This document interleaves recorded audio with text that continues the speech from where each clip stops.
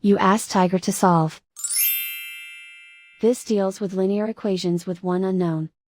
The final result is x equals 4. Let's solve it step by step. Group all constants on the right side of the equation. Add 4 to both sides.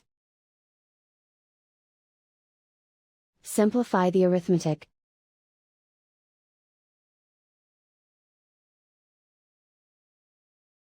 Isolate the x. Divide both sides by 11. Simplify the fraction.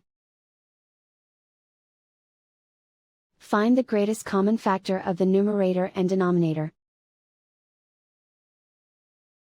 Factor out and cancel the greatest common factor.